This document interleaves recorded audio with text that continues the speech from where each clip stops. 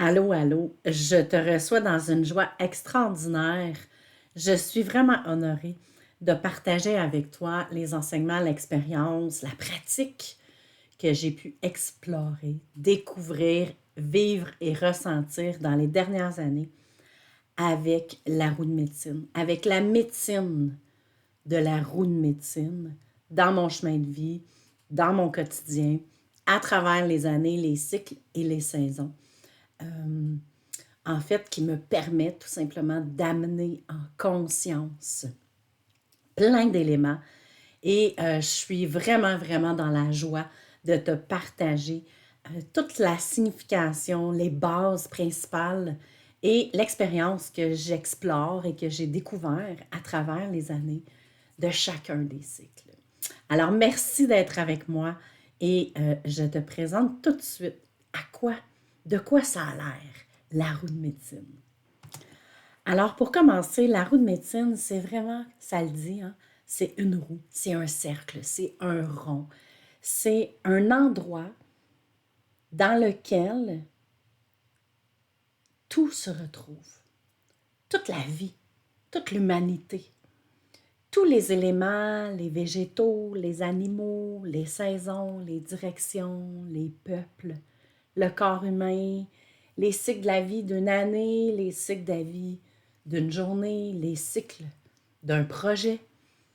Tout se retrouve à l'intérieur de la roue de médecine. Alors pour moi, c'est ça qui est fascinant à observer et à explorer.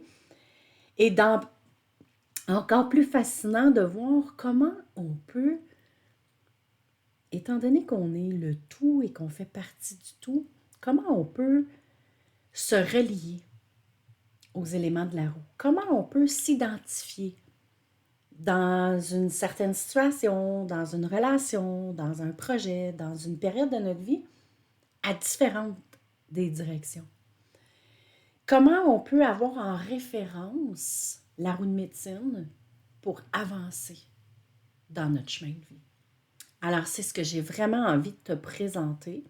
Évidemment, je ne me considère pas comme étant une experte.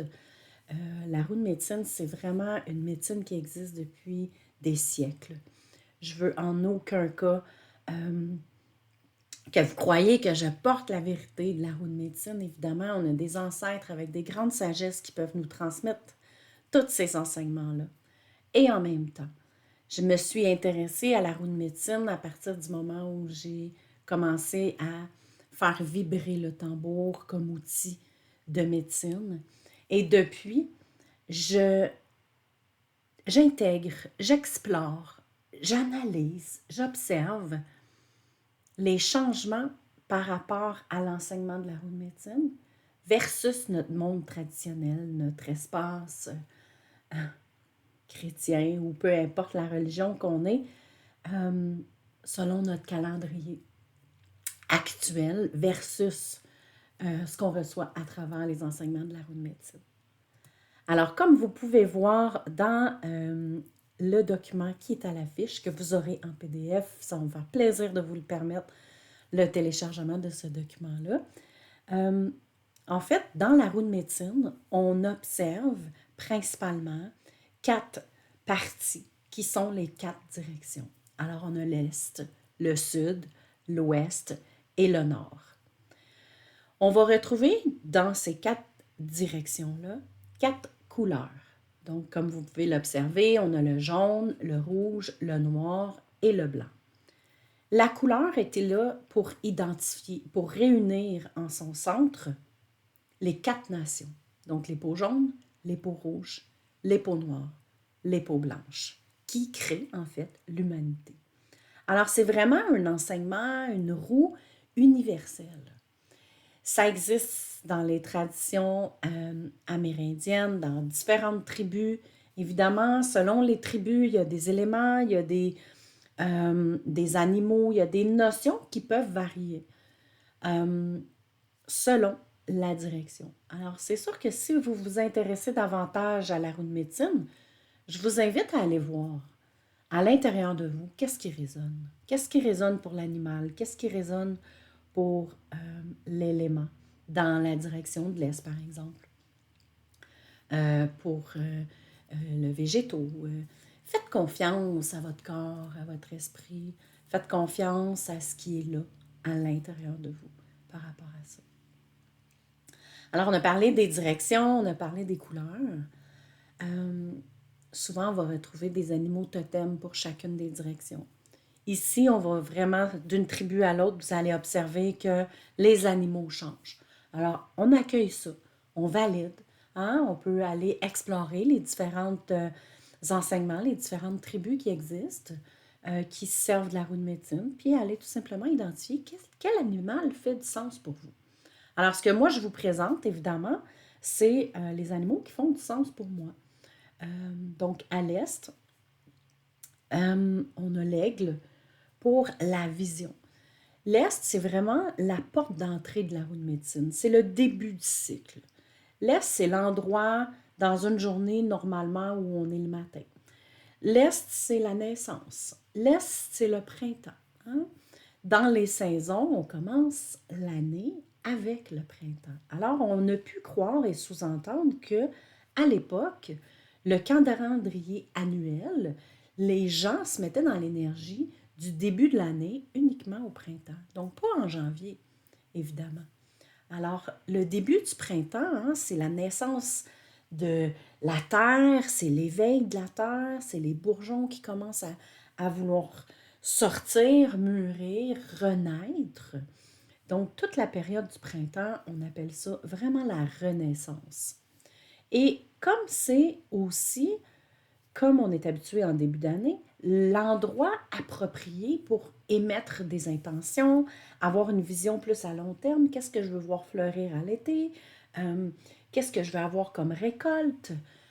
C'est vraiment là où on sème nos intentions. Alors, pour moi, l'aigle a cette capacité-là de prendre du recul, prendre de l'élévation et d'avoir une vision, autant une vision excessivement précise qu'une vision très large par sa capacité à s'élever. Alors, pour l'Est, dans mon espace, dans ma vérité, c'est l'aigle. Pour le Sud, c'est le loup. Loup, qui est comme la meute, qui est l'action, qui est le feu, qui est vraiment ce qui l'aide, ce qu'on met de l'avant. Le Sud, c'est vraiment dans l'énergie de l'action qu'on va se retrouver. Dans une certaine énergie, un peu comme l'adolescent qui est en quête identitaire, en équilibre, hein, vraiment dans le feu de l'été, on est dans cet espace de la joie, de la fluidité, euh, dans cet échange qui est beaucoup plus solide, qui est beaucoup plus d'action, qui est beaucoup plus masculin, comparativement, par exemple, à l'Est, où on est dans le début. Hein, c'est vraiment le nouveau départ. Alors, on est vraiment dans cette zone-là d'évaluer les pourquoi, d'évaluer le passé, le présent. Qu'est-ce que je veux faire naître dans l'instant présent? Quand j'arrive dans... Quand j'ouvre la porte de l'Est, pour moi, c'est le feu. Qu'est-ce que j'ai envie d'activer de mon feu sacré durant mon prochain cycle? Alors, pour moi, dans cet état-là, c'est le prochain cycle de mon année, par exemple. Ensuite, quand j'arrive dans le sud, là, je suis plus dans la terre. Hein? Si on prend l'exemple d'un jardin, après le printemps, oui, on va être dans le feu de créer le jardin, on va être dans le feu de le début du soleil qui commence à se réchauffer, la terre qui se réchauffe. Et plus on avance, puis plus hein, on prend racine. On prend racine dans la terre. Souvent, on peut faire référence aussi, moi l'été, je me promène tout le temps nu-pieds, été, hiver, automne, mais l'été, c'est flagrant, c'est comme partout où je vais, presque, je suis nu-pieds, j'ai besoin d'être connectée à la terre. Alors pour moi, l'été, c'est cette façon d'aller m'enraciner dans mon être, dans mon corps physique. C'est toute la notion de ma connaissance que je viens comme intégrer, incarner, explorer aussi dans cette fluidité, dans cette joie de vivre, dans cette joie d'être dans l'action. Et en même temps, C'est comme on part de l'enfance, on s'en va vers l'adolescence, qui par la suite va s'en aller vers l'adulte à l'ouest. Alors, c'est comme l'équilibre entre la sagesse et la folie de l'enfant, hein, l'innocence de l'enfant. Fait on est comme dans une quête d'équilibre, puis ça fait plein de sens. Hein? Si vous regardez les ados, ils sont vraiment dans ce genre de quête-là, tu sais, de l'été, d'être dans une quête de l'équilibre. Alors, si on poursuit, on se dirige vers l'ouest. L'ouest qui est l'automne, qui est la couleur noire. Hein, c'est plus sombre, on commence à avoir des soirées plus courtes. C'est vraiment l'espace de l'introspection. Souvent, pour moi, l'ouest, c'est comme le bilan. Hein, on est à mi-année. Est-ce que ce que j'ai semé a fleuri, puis je suis dans la récolte de ça, ou j'ai besoin d'ajuster certaines postures, certaines positions, certains choix? Euh, je m'amuse souvent par moment aussi d'identifier ça comme étant, hein, quand au Québec, vraiment nos saisons, on est chanceux parce que nos saisons sont vraiment bien identifiées. Quand la terre-mère évolue de façon naturelle et saine, les saisons représentent vraiment, vraiment bien les directions ici. Fait que c'est facile de s'y référer dans nos comportements, dans l'énergie de ce qui est là. Hein, à l'automne, qu'est-ce qu'on fait avec, par exemple, le mobilier extérieur? Tout doucement, on commence à rentrer ça à l'intérieur. On commence à rentrer ça dans le garage. On est moins peut-être pour certains à l'extérieur. On commence, les feuilles tombent, hein? On laisse partir. Alors, on est vraiment dans cet espace de lâcher prise, de laisser aller. Euh, Si j'ai des consciences qu'au printemps, ce que j'ai semé n'a pas fleuri, c'est possible que j'aille des moments d'acceptation, des moments de pardon, des moments d'intimité avec soi. Alors, tout ce qui est l'Ouest pour l'automne, c'est le retour à l'intérieur. C'est le retour dans cette intimité-là intérieure.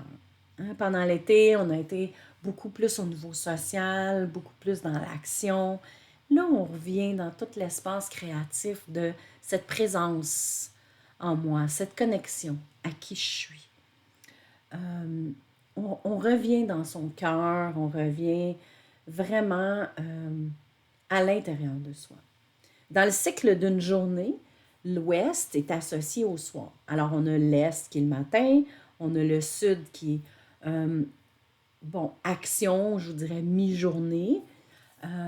Et en même temps, c'est aléatoire. Prenez le temps d'observer dans votre chemin. Est-ce que vous êtes dans une renaissance ou que vous mettez nouveau départ, ça se passe où? Principalement, vous êtes plus productif à quel moment dans la journée? Moi, je sais bien que mon est, nouveau départ, c'est très, très, très, très, très tôt, là, vraiment à l'aube. Des fois à 4 heures, 4h30 du matin, c'est là que je suis dans mon est. Parce que pas longtemps après, je suis déjà dans mon action du sud.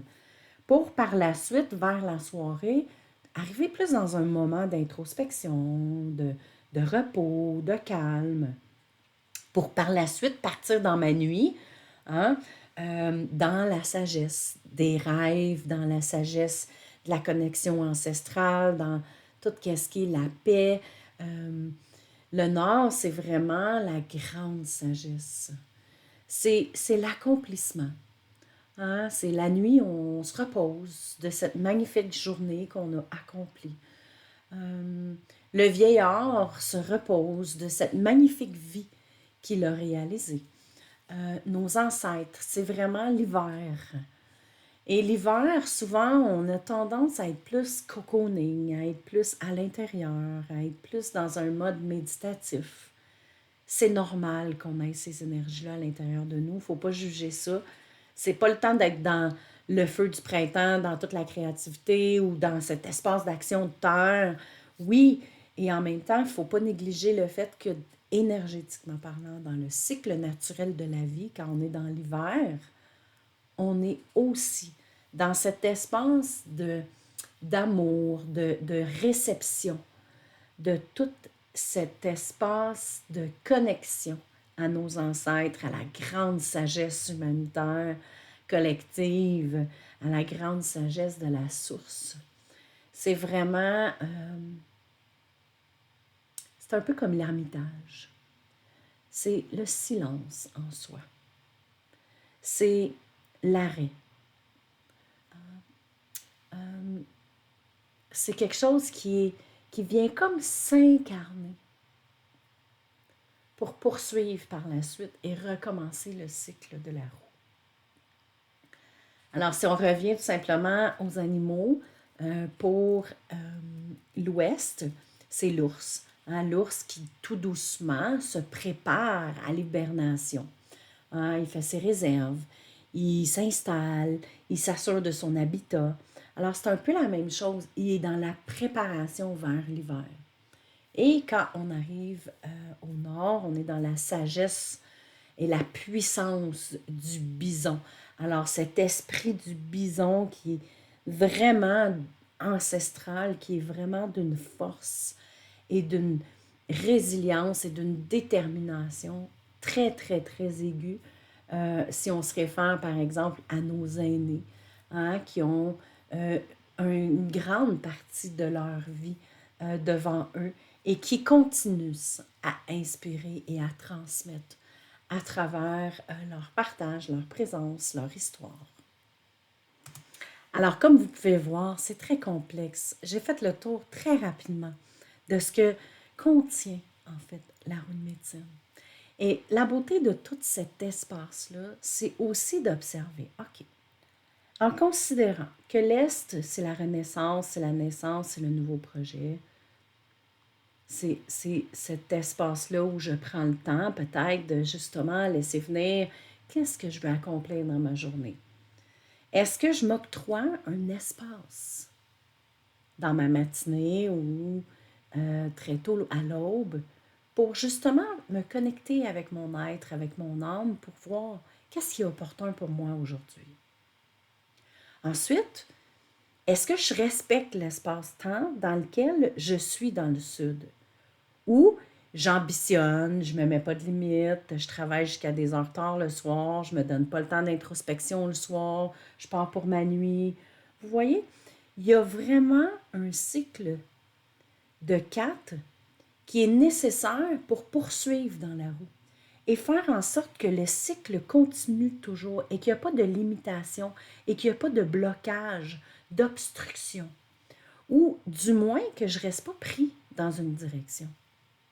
Moi, je sais bien qu'au niveau professionnel, j'ai besoin d'être attentive à mon sud. J'ai besoin d'être attentive à la durée de temps que je suis dans le sud par rapport à mon investissement en temps. Tout le temps, l'énergie, le travail que je fais, je dois être vigilante. Oui, il y a des moments où on donne une go, où on donne un petit coup de plus ou quoi que ce soit. Mais dans ma structure personnelle, j'ai longtemps été pris dans le sud au niveau professionnel. Hein, les workaholics qu'on appelle, j'ai rien contre ça. Ça a fait de moi une femme déterminée, audacieuse, qui accomplit des choses, qui est dans l'action, qui n'est pas dans l'esprit de la pensée magique, mais qui se donne des buts, des objectifs, puis qui les réalise. Donc, je nourris la fierté, l'estime, l'amour de moi, la reconnaissance, évidemment. Et en même temps, l'envers de la médaille, c'est que par moment, je suis pas assez vigilante et je ne me donne pas suffisamment de temps à la fin de ma journée ou dans un cycle de travail d'un nouveau projet pour m'introspecter, pour aller en paix, pour aller me déposer, pour aller dans cette connexion intérieure-là, pour par la suite recevoir les enseignements du Nord dans le cycle en soi. Alors, si je saute un cycle de l'Ouest, bien là, ça veut dire que quand j'arrive dans mon Nord, je suis jamais là. Là, mon matin, je commence à être un peu plus ébranlée, je retombe dans le Sud. Ah là, je suis bien parce qu'en fait, j'étais dans le Sud. Je ne suis pas sortie du Sud pour passer aux autres directions. Alors, c'est peut-être que vous allez vous reconnaître dans ça, peut-être que non. En fait, ce qu'il faut retenir, c'est les différentes essences dans chacune des directions. Alors, évidemment, l'Est, c'est la vision, c'est la naissance, nouveau départ. Le Sud, c'est l'action, l'équilibre. C'est vraiment toute la joie, l'innocence, hein? Ensuite, on passe à l'ouest, qui est l'introspection, qui est vraiment cet espace de retour intérieur, de retour à soi, pour aller dans le nord, qui est la sagesse, recevoir les enseignements de ma journée, de mon projet, de mon expérience, de mon défi, de l'enseignement qu'on est en train de m'envoyer dans mon chemin. Alors ça, c'est dans une journée, c'est la même chose au niveau de la vie, c'est la même chose dans un projet. Le projet naît, on est dans l'action, ça prend la rétrospection et ça prend le moment où on s'octroie la réception et l'abondance des enseignements de ce qu'on a parcouru à travers ce projet-là. Alors, dans certaines situations, certains ateliers, certains cercles ou rituels, évidemment, on peut aller explorer, transmuter l'histoire de ces cycles-là dans notre chemin de vie pour justement amener certaines parties, certains espaces en paix et permettre, exemple, à l'expérience de l'enfant de passer les cycles pour faire grandir. Hein? Souvent, quand on va explorer l'espace de l'enfant intérieur, qu'est-ce qu'on va vous dire, qu'est-ce qu'on va souvent entendre, c'est de faire grandir l'enfant jusqu'à maturité. De faire grandir et de faire passer l'enfant dans tout le cycle, enfant, adolescent, adulte, jusqu'à ici maintenant. Alors, souvent, on peut utiliser, et vraiment, c'est les grands chamans, c'est les grands guérisseurs, c'est les porteurs de cette médecine-là peuvent nous accompagner à travers ces transmutations-là en amenant l'expérience qui va bouger à travers les cycles. On peut l'amener évidemment dans notre intention, dans notre pratique, en gardant en fait en conscience. C'est surtout ça. C'est de garder en conscience que chaque cycle doit être traversé pour être amené à maturité et à la sagesse, tout simplement, de l'expérience. Alors, j'espère que ce partage aura éclairci, aura ouvert votre conscience en lien avec la manière, la façon que c'est possible d'utiliser cette médecine-là, que c'est possible d'observer. Hein? Aujourd'hui, je me sens comme ça. Oh, OK, peut-être que j'ai poussé un peu fort dans l'action. Peut-être que je ne suis pas allée assez dans l'action et que j'ai resté pris dans tout cet espace de brainstorming, de co-création d'un nouveau projet. Est-ce que mon cycle suit? Est-ce qu'il y a des sphères dans ma vie où je suis pris dans un cycle? Hein, il y a des gens qui sont trop dans l'action, mais il y a des gens qui ne passent pas à l'action. Alors, si je ne passe pas à l'action, c'est que je suis à quelque part autre que dans le sud par rapport à ma vie, par rapport à un projet ou peu importe.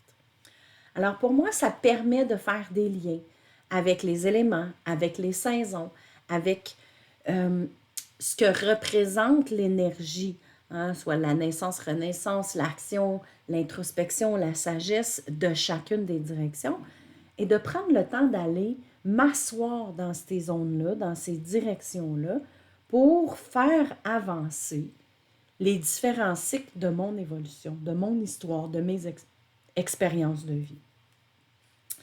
Alors, si jamais vous avez des questions, je vous invite à vraiment vous sentir à l'aise de venir vers moi, qu'on puisse en discuter. Ça va vraiment me faire plaisir. Encore une fois, je ne détiens pas la vérité.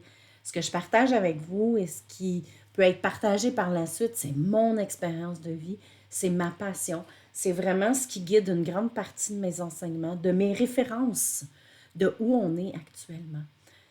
Ça ramène pour moi la conscience dans l'instant présent, de ce qui vit en moi, de ce qui vit autour et de ce que je peux juger ou qualifier de naturel, dans l'énergie naturelle, dans le cycle de la vie. Je vous invite également à imprimer le document qui aura été joint à cet outil que je partage avec vous pour l'avoir en référence, tout simplement. Vous allez voir qu'à partir du moment où vous commencez à explorer toutes les différentes facettes de la roue de médecine, par moment, vous allez faire des liens. Vous allez vraiment observer, ah, OK, c'est pour ça que je me sens comme ça. Je suis comme fatiguée, tu sais. Mais oui, c'est sûr, tu viens de passer une grande partie de l'action dans ce projet-là. Fait que là, on a comme juste besoin de revenir à l'intérieur, faire les bilans, faire les mea culpa, si on veut, de la situation ou du projet ou de l'expérience qu'on est en train de vivre.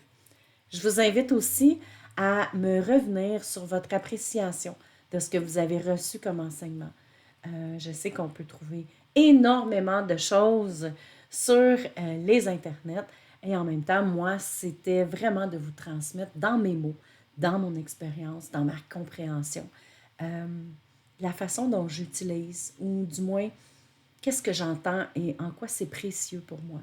Ça m'amène vraiment à être dans une plus grande conscience, d'avoir un plus grand éveil de ce que je vis, d'où je me situe dans mon chemin, dans la vie, dans les énergies qui sont là actuellement et dans le cycle.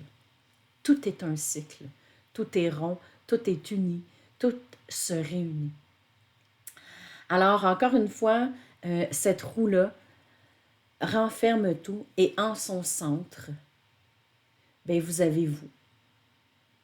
Vous êtes au centre de la roue. Votre cœur est au centre de la roue, connecté à la terre, connecté au ciel, avec tous ces éléments autour. Alors, vous pouvez même vous amuser à créer votre propre roue, à observer, vous, de votre côté. Quel est l'élément qui vous résonne dans l'énergie du printemps, dans l'énergie de l'Est? Quel est l'animal qui vous représente? Quels sont principalement vos comportements, vos réflexions, vos pensées, vos sensations quand vous êtes dans cette saison-là ou quand vous êtes dans cette étape-là dans une journée? Quelle a été l'énergie de votre enfance principalement? Prenez le temps d'aller observer, identifier pour chacun des cycles, qu'est-ce qui fait de vous qui vous êtes? De quoi cet espace-là, cette direction-là est composée si vous vous posez la question sur votre expérience de vie humaine. Et vous allez faire énormément de prise de conscience en déposant particulièrement dans chacune des dimensions toutes les différentes sphères de vie. À quel niveau vous vous situez dans les relations amoureuses? Est-ce que vous êtes plus introspectif? Est-ce que vous êtes plus dans un espace de sagesse? Est-ce que vous êtes plus dans l'espace de l'action? En tant que mère, père, frère, sœur, ami, professionnel, toutes les sphères de nos vies peuvent passer dans le filtre de la roue de médecine et on en reçoit une grande richesse de connaissance de soi. Alors pour moi, ça a été davantage aussi un outil de connaissance de qui je suis, d'observation, d'analyse et une grande paix s'est installée. Parce que en fait, comme nous sommes tous reliés et que les cycles sont naturels, ben de l'amener en conscience, c'est tout simplement naturel d'être qui on est, où on est dans l'instant présent. Alors, à très bientôt. J'espère vous revoir. J'espère que vous avez apprécié ces enseignements sur la roue de médecine. Et je vous souhaite un parcours extraordinaire à l'intérieur de vous et que cette médecine vous apporte d'autres ouvertures, d'autres champs de compréhension de l'être humain divin que vous êtes. À très bientôt. Bye tout le monde!